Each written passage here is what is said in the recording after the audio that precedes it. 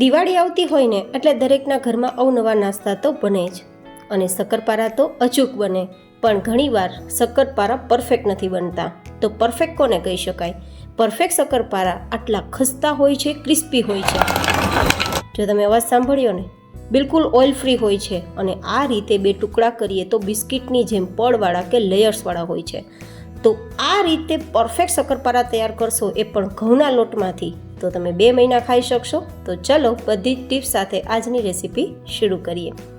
જેમના માટે આપણે ઘરમાં રહેલી વાટકીને માપ માટે લેશું. તો મેં ઘરની વાટકીથી 4 વાટકી કે 4 કપ જેટલો ઘઉંનો ઝીણો લોટ લીધો છે, જેમાંથી રોટલી બનાવીએ ને તે જ લોટ લીધો છે. આપણે અહીંયા મેંદાનો ઉપયોગ નથી કરવાના, કારણ કે આપણે શક્કરપારાને થોડા હેલ્ધી બનાવવાના છીએ. જોકે તમે મેંદો લઈ શકો છો. હવે આપણે અહીંયા ઘઉંના લોટથી જેટલા ક્રિસ્પી કરવા જોઈએ ને તેટલા શક્કરપારા ક્રિસ્પી નહીં થાય.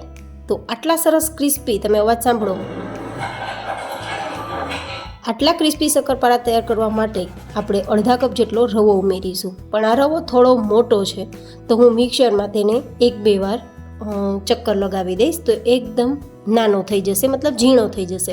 જો તમારી પાસે ઝીણો રવો હોય તો તમારે દળવાની જરૂર નથી. તો હવે આપણે આ દળેલો જે રવો છે, થોડો ઝીણો થઈ ગયો છે, તેને ઉમેરી દઈશું. તો આપણા શક્કરપારા ક્રિસ્પી તો બનશે અને મોઢામાં ના છોલાય તેવા બનશે. જો આપણે મોટો રવો ઉમેરીશું ને તો મોઢામાં છોલાય તેવા શક્કરપારા તૈયાર થશે. તો ખાસ આપણે થોડો ઝીણો લેવાનો અથવા મિક્સરમાં દળીને લેવાનો.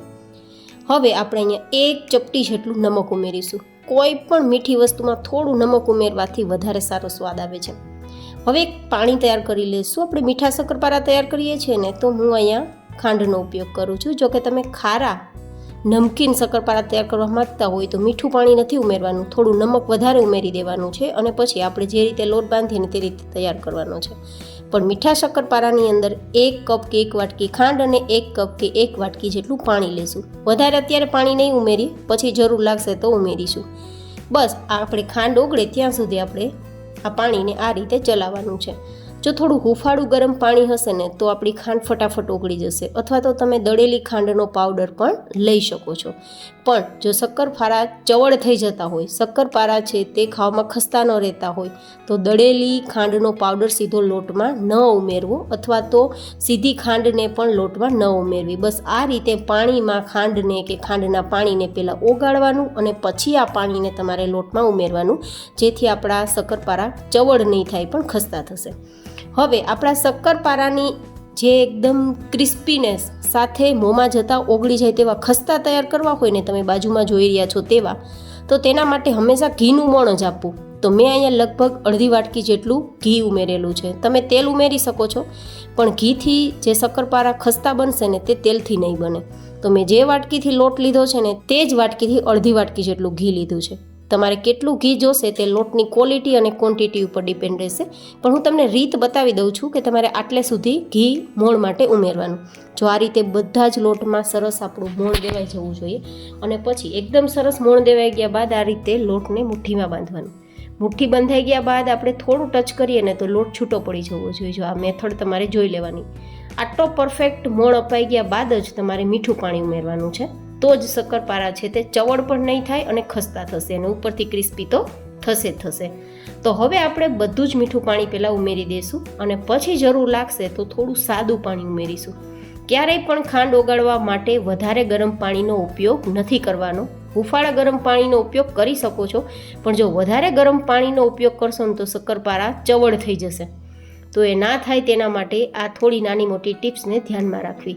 હવે 1-2 ચમચી મારે પાણીની જરૂર લાગી છે, તો હું ફરીથી ઉમેરું છું, અને આ રીતે થોડો રોટલીનો લોટ હોય ને તેનાથી થોડો આમ જોવા જઈએ ને તો સોફ્ટ બાંધવાનો છે, કારણ કે આમાં આપણે રવો ઉમેર્યો છે ને, તો સમય રહેતા તે થોડો ફૂલશે, તો લોટ જાતે જ થોડો કડક થઈ જશે. તો રોટલીના લોટ જેવો પણ બાંધી શકો ને તેનાથી થોડો સોફ્ટ પણ રાખી શકો.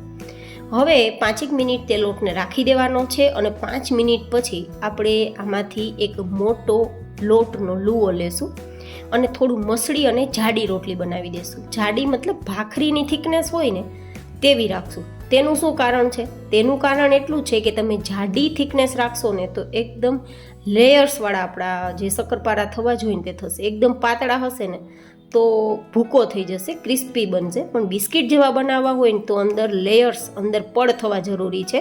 અને પડ ત્યારે જ થાય જ્યારે તેમાં થોડી થિકનેસ હોય. એકદમ પાતળું હોય તો એની થિકનેસ ન રહે, એ ભૂકો જ થઈ જાય. તો બસ આ ભાખરી જેવું આપણે વણી લેવાનું છે. અને પછી એક સરખો શેપ આપવા માટે જે કિનારી ફાટી ગઈ છે ને તેને આ રીતે કાઢી લેશું, કારણ કે રવાના કારણે લોટ થોડો કડક થઈ જ જાય. બસ એટલા જ માટે મેં તમને કહ્યું હતું કે રોટલીના લોટ કરતાં થોડો નરમ બાંધવાનો. અને પછી કિનારી કાઢ્યા બાદ એક સરખા તમે ટુકડા કરી શકો છો. નાના મોટા તમારી ચોઈસ પ્રમાણે ટુકડા રાખી શકો છો. હવે જો એક સરખા ટુકડા છે અને થિકનેસ પણ એક જ સરખી રહેશે. અને આ થિકનેસના કારણે તમને કેવું ટેક્સચર મળશે ને એ પણ હું તમને હમણાં બતાવું. ગાઈઝ, એકદમ સરળ રીત છે. અને નાની મોટી ટિપ્સને જો તમે મેં બતાવ્યા પ્રમાણે ધ્યાનમાં રાખીને શક્કરપારા બનાવશો ને તો તમે બહારથી બિસ્કિટ લેવાનું પસંદ નહીં કરો, કારણ કે ઘરે એકદમ સરળ રીતે શક્કરપારાનો ટેસ્ટ મળશે, સાથે બિસ્કિટનો ટેસ્ટ અથવા તો કૂકીઝનો ટેસ્ટ પણ તમને મળશે. આટલી થિકનેસ હશે તો જ તમને બાજુમાં દેખાય ને તેટલા લેયર્સ કે પડવાળા શક્કરપારા તૈયાર થશે. મેં તમને A to Z ટિપ્સ આપી છે જેથી તમને પરફેક્ટ સમજાઈ જાય. હવે તેને તળવા માટે તેલનું ટેમ્પરેચર એકદમ પરફેક્ટ હોવું જોઈએ, તો જ ઓઇલ ફ્રી શક્કરપારા તૈયાર થશે. તમે બાજુમાં જોઈ શકો છો કે એકદમ ઓઇલ ફ્રી છે, બિલકુલ આપણા શક્કરપારા તેલ નથી પીધું. તો આટલા પરફેક્ટ શક્કરપારા તૈયાર કરવા માટે તેલનું ટેમ્પરેચર કેવું હોવું જોઈએ? તો કે વધારે ઠંડુ પણ નહીં અને વધારે ગરમ પણ નહીં. એમાં થોડો લોટ ઉમેરવાનો તેલમાં, ધીમે ધીમે ધીમે એ લોટ ઉપર આવે તો સમજવાનું તેલનું ટેમ્પરેચર પરફેક્ટ છે. અને પછી ગેસની ફ્લેમ એકદમ ધીમી કરી દેવાની છે. અને જેટલા સમય તેટલા શક્કરપારાના ટુકડા ઉમેરી દેવાના છે. અને થોડી થોડી વાર આપણે ચમચીને ઉપર નીચે ચલાવી અને બંને સાઈડ ગોલ્ડન કલર પર આવે ને ત્યાં સુધી આપણે ફ્રાય કરવાના છે.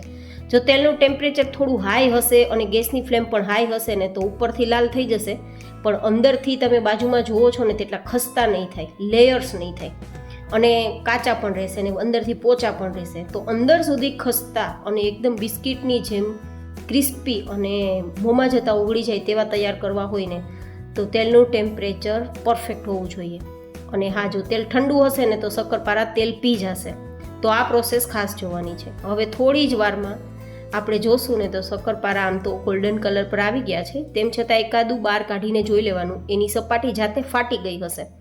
સપાટી ફાટી ગઈ હોય ને ત્યારે સમજવાનું શક્કરપારા અંદર સુધી તળાઈ ગયા છે, બિલકુલ કાચા નથી અને પોચા પણ નથી, કારણ કે જેમ ઠંડા થશે ને તેમ કડક થઈ જશે. અત્યારે કદાચ તમને તેલમાંથી બહાર કાઢશો તો થોડા સોફ્ટ લાગશે, પણ ઠંડા થશે ને તો એકદમ ક્રિસ્પી થઈ જશે.